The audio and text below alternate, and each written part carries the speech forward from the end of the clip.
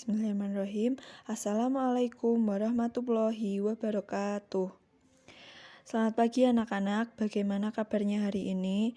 Semoga kita semua diberi kesehatan oleh Allah Subhanahu wa Ta'ala, sehingga kita semua dapat melaksanakan kegiatan belajar mengajar seperti biasanya. Baiklah, pada pertemuan kali ini kita akan belajar mengenai apa saja ciri-ciri makhluk hidup yang membedakannya dengan benda tidak hidup. Segala sesuatu yang ada di sekitar kita terdiri atas benda-benda. Secara garis besar, benda-benda di alam semesta terdiri atas benda hidup dan benda tak hidup. Masing-masing memiliki karakteristik tersendiri. Dalam bab ini, kalian akan mempelajari karakteristik benda hidup dan benda tak hidup yang ada di lingkungan sekitar, serta bagaimana cara mengklasifikasikannya.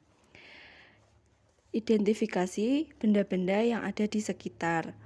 Benda terbagi menjadi 3 berdasarkan terbentuknya, bentuknya, dan ciri yang membedakannya.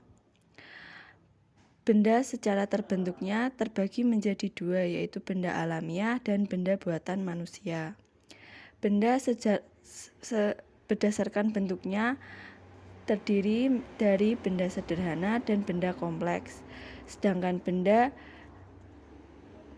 dibedakan atas ciri-ciri yang membedakannya, yaitu berdasarkan warnanya, bentuknya, ukuran, keadaan permukaan, serta bahan penyusunnya.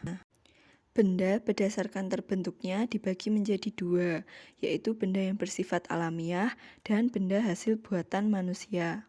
Benda yang bersifat alamiah adalah benda yang berasal dari alam yang belum mengalami proses tertentu pembuatannya tanpa bantuan manusia.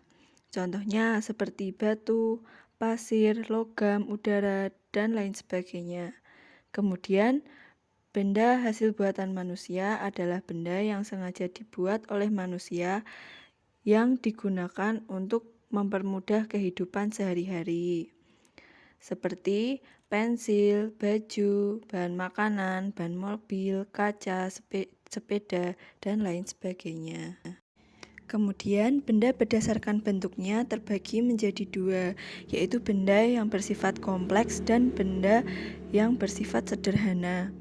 Benda bersifat kompleks adalah benda yang terbuat dari banyak elemen pendukungnya yang saling berhubungan antara satu dengan yang lainnya. Contohnya, sebuah mobil bersifat kompleks karena terdiri dari berbagai bahan antara lain seperti besi, aluminium, karet, kaca, kulit sintetis, dan beberapa bahan lainnya. Kemudian ada benda yang bersifat sederhana, yaitu benda yang terbuat dari bahan-bahan yang sudah ada dan dapat dipakai secara mudah yang bertujuan agar bermanfaat bagi kehidupan manusia. Contohnya seperti besi, aluminium, karet, kaca, kulit sintetis yang tidak mengalami proses pengolahan. Sekarang kita akan belajar mengenai ciri-ciri makhluk hidup. Seperti yang anak-anak ketahui, manusia, hewan, dan tumbuhan merupakan kelompok makhluk hidup. Makhluk hidup dan benda tak hidup dapat dibedakan dengan adanya ciri-ciri kehidupan. Makhluk hidup menunjukkan adanya ciri-ciri kehidupan seperti bergerak, bernafas, tumbuh dan berkembang biak, memerlukan nutrisi, dan peka terhadap rangsang. Sedangkan benda mati tidak memiliki ciri-ciri tersebut. Sekarang anak-anak simak baik-baik pada slide berikut ini. Di sini Ibu sudah membuat bagan sederhana yang membedakan antara makhluk hidup dengan benda mati. Seperti yang anak-anak ketahui, makhluk hidup memiliki ciri-ciri kehidupan seperti bernafas, bergerak, memerlukan makan dan minum, tumbuh dan berkembang biak, peka terhadap rangsang, dapat menyesuaikan diri terhadap lingkungan, serta mengeluarkan zat sisa atau ekskresi. Kemudian, benda mati memiliki ciri-ciri. Yang pertama, tidak menunjukkan adanya tanda-tanda kehidupan. Yang kedua, tidak dapat bergerak kecuali digerakkan oleh kekuatan lain. Contohnya seperti kipas angin. Kipas angin adalah benda mati, namun ia dapat bergerak karena adanya listrik. Ciri yang ketiga, benda mati tidak dapat mati. Kemudian, benda mati tidak dapat bereproduksi kecuali diproduksi oleh benda hidup. Kita akan belajar lebih lanjut tentang ciri-ciri makhluk hidup. Yang pertama, bernafas. Bernafas adalah proses menghirup udara yang diantaranya mengandung oksigen dan mengeluarkannya dalam bentuk karbon dioksida yang jumlahnya lebih besar dari yang dihirup. Kemudian ciri yang kedua yaitu bergerak. Bergerak merupakan suatu tanggapan adanya rangsang. Seperti gambar di samping, hewan dapat bergerak bebas sedangkan tumbuhan bergerak terbatas. Tumbuhan di samping namanya tumbuhan putri malu. Ia dapat bergerak karena adanya rangsang. Kemudian ciri yang ketiga, makhluk hidup memerlukan makanan. Makanan yang diperlukan makhluk hidup dapat berguna untuk menghasilkan energi, menggantikan sel yang rusak, dan dapat mengatur proses metabolisme dalam tubuh. Kemudian ciri yang keempat yaitu berkembang biak. Kemampuan makhluk hidup untuk memperoleh keturunan disebut berkembang biak. Berkembang biak bertujuan untuk melestarikan keturunannya agar tidak punah.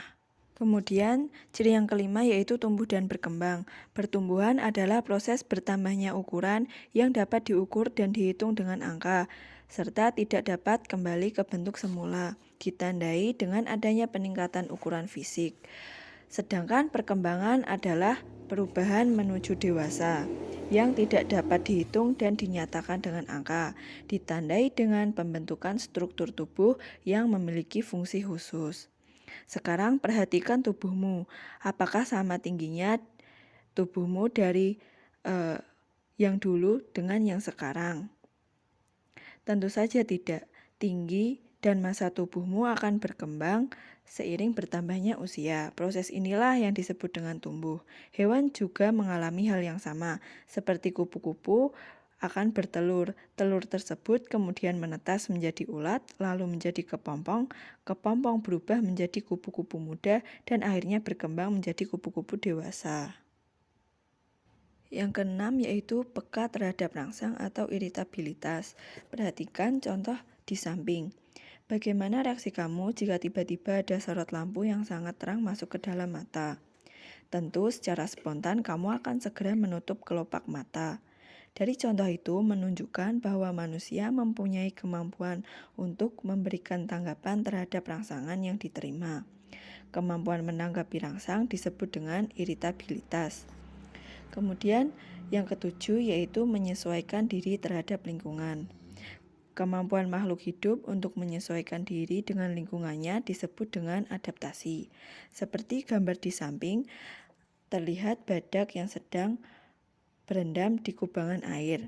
Hal ini bertujuan untuk mendinginkan suhu tubuhnya yang panas di siang hari.